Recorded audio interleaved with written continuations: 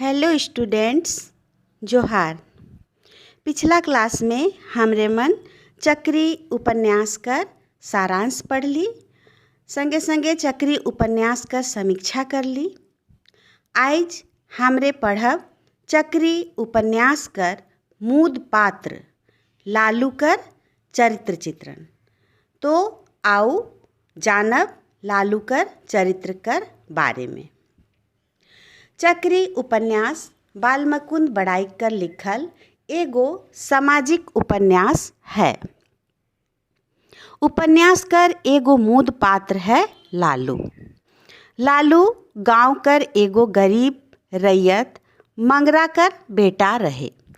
लालू छुआ बेरा से ही बड़ा बुद्धिगर और पढ़े में तेज रहे। से चाड़े गरीबी कर हालत में हो मंगरा लालू के शहर भेज के कॉलेज में पढ़ाए सोचलक। लालू ई बात के जानत रहे, सेहेले ऊ आपन बाप कर ऊपरे आपन बोझा नहीं देवत रहे। कल्याण विभाग से मिलल हॉस्टल में ऊ रहत रहे, जेकर चलते ऊ बड़ा किफायत में रांची जैसन महरंग शहर में रहे पारत रहे। उकर जे भी लुगा फटा रहे से के बड़ा जुगुत से सफा कर के बड़ा ढंग से पिंधत रहे। उके सरकार बट से छात्रवृत्ति मिलत रहे। ओहे पैसा से खूब सोच समझ के ऊ आपन खर्चा चलात रहे, जेकर से उकर पढ़ाई लिखाई और खाए पिए कर खर्चा में कोनो दिकदारी ना हो। ऊ जानत रहे कि उकर बाप कतना कचकच से घर कर खर्चा चलाथे और उकर छोट भाई बहिन मन के पढ़ाथे। से ले ऊ आपन खर्चा अपने ही निकलाए लेवत रहे। भगवान कर दया से लालू बड़ा बुद्धिगर रहे। आपन संगी साथी मन से पढ़ाई में हमेशा आगे रहत रहे। उकर कॉलेज में बड़ा नाव रहे। सब पढ़वैया मन उके आपन गुरु मानत रहें।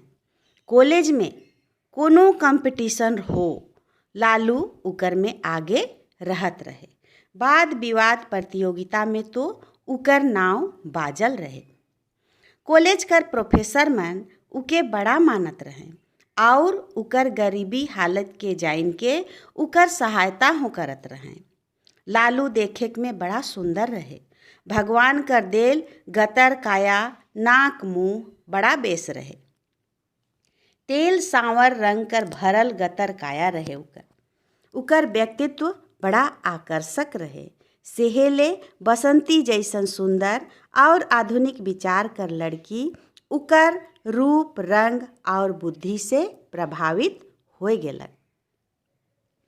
लालू बड़ा दयालु स्वभाव कर रहे। उकर मन सफा और निश्चल रहे। केहू अपमान हो कर देवत रहें तो उकर प्रति बदला कर भावना ऊ नहीं राखत रहे। बड़ा सहनशील रहे लालू। जखन सीताराम उकर से मिले के लिए उकर हॉस्टल गेलक तो ऊ बड़ा डरात रहे कि कहीं लालू उकर से बदला तो नहीं लेवी। काले कि उकर सामने उकर बाप कृपाल सिंह लालू के 10 जूता मरवाए रहे। मुदा लालू सीताराम के देख के बड़ा खुश होलक। संगे संगे उके एहो समझालक कि पढ़े के लिए आहिस तो खूब मेहनत से पढ़। भले तोर बाप कर जमींदारी है, मुदा 100 दिन एक जैसन नहीं होवेला। काइल का होवी से के केहू नहीं जानेला। सीताराम के 100 बरन कर सहायता करे खो बात ऊ करलक। उकर व्यवहार से सीताराम अचरज में पड़ गेलक। लालू के आपन डर कर विषय में ऊ बतालक। सुन के लालू कहेला, जब तोय हमर से मिले अपने से आए गेले तो मोय समझ गेलो कि तोरो मन सफा है। इकर बाद भी अगर मोय बीतल बात के ले के तोर से बदला लेतों तो इतना पढ़ल लिखल कर का फायदा है। हले मोर और गांव कर गंवार आदमी में का फर्क होई। लालू कर बात सुन के सीताराम अचरज में पड़ गेलक कि निपट गंवार मंगरा कर बेटा इतना बुद्धिगर कैसे होलक। जरूर उच्च शिक्षा कर प्रभाव है। अब लालू से प्रभावित होए के सीताराम हो मेहनत से पढ़े लागलक। लालू जमीन कर आदमी रहे, उके अपन औकात कर पता रहे। उ ऐसे कोई भी काम करे के नहीं चाहत रहे जेकर से गांव कर आदमी उके टोको। जमींदार कर बेटा से दोस्ती रहे, मुदा शहरे तक उ दोस्ती राखत रहे। दसई परब का छुट्टी में लालू, सीताराम और बसंती एके बस से गांव आलें। सड़क से गांव लाने के लिए सीताराम और बसंती ले गरू गाड़ी आए रहे। सीताराम लालू के हों गाड़ी में बैठे के लिए कहलक, मुदा लालू इनकार कर देलक। उ पैदले जात रहे, मुदा सीताराम अनैत जिद करे लागलक तो लालू उकर संगे गाड़ी में बैठ गेलक। मुदा शर्त राखेला कि गांव कर सीमा ठीन उ गाड़ी से उतर जाई। काले की उ जानत रहे कि जमींदार कर बेटा बेटी संग गरू गाड़ी में गांव वाला उके देखबें तो सोचबें कि शहर में कॉलेज में पढ़ेला तो अपने के जमींदार कर बेटा बेटी कर बराबरी कर सोचेला। यह बात कर चलते उ डेवड़ी ठीन लागल दसई यात्रा में हो नहीं गेलक और सीताराम कर मंझली बहिन कलावती कर बिहा में हो डेवड़ी में नहीं जाएला बहाना बनाए देवेला। लालू सीधा सादा मेहनती छोड़ा रहे। जखन गांव आवत रहे अपन बाप कर खेती बाड़ी में मदद करत रहे। रात बेरा ढिबरी जलाए के अपन पढ़ाई करत रहे। अपन बाप माय कर प्रति उकर मन में बड़ा आदर कर भावना रहे। लालू एगो आदर्श बेटा रहे। जखन लालू डॉक्टरी पास कर गेलक, सीताराम उके सरकारी डॉक्टर बने से मना करेला। आपन दवाई दुकान माने कि एगो अस्पताल जो खोल रहे उकर में प्रैक्टिस करेले कहेला। लालू चिंता में पड़ जाएला कि कतना जतन से उकर बाप उकर ले खर्चा पुरालक। अब उकर पारी है अपन माय बाप और भाई बहन कर मदद करे। उके सीताराम समझालक कि हियाँ पैसा हो कमाबे, संगे संगे अपन गांव घर कर गरीब मरीज मन कर हो इलाज करके पुण्य कमाबे। लालू उकर बात मान लेवेला और अस्पताल में डॉक्टर बन के मरीज मन कर इलाज करे के लागेला। लालू कर हाथ जस बहुत रहे। गांव वाला कहत रहे कि कतनो बड़ बीमारी के लालू बेस कर देवेला। चारों बटे लालू कर नाव होवे लागलक, उकर जस पसरे लागलक। संगे संगे लालू कर आमदनी हो बहुत होवे लागलक। उ अपन माय बाप कर खूब मदद करेला।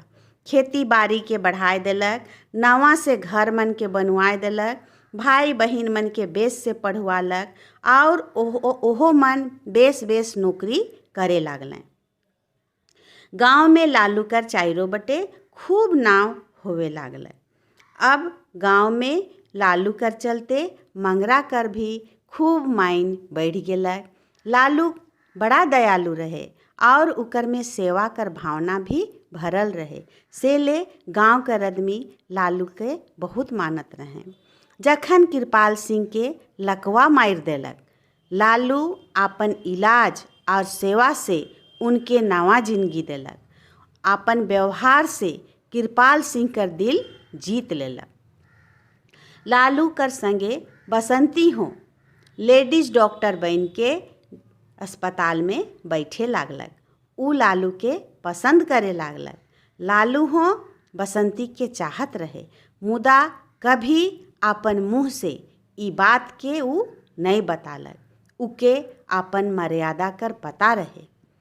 कहाँ जमींदार कृपाल सिंह और कहाँ गरीब रैयत मंगरा कर बेटा लालू।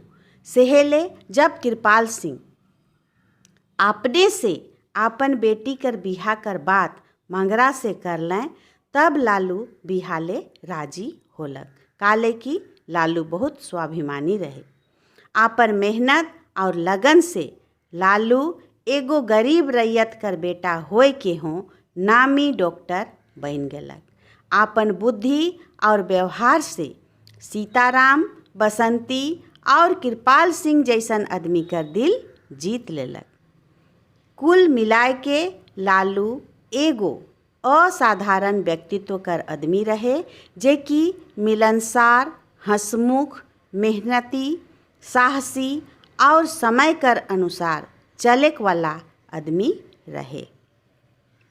चक्री उपन्यास में लालू कर चरित्र बड़ा कर्मठ और दूसरा के सीख देवे वाला है।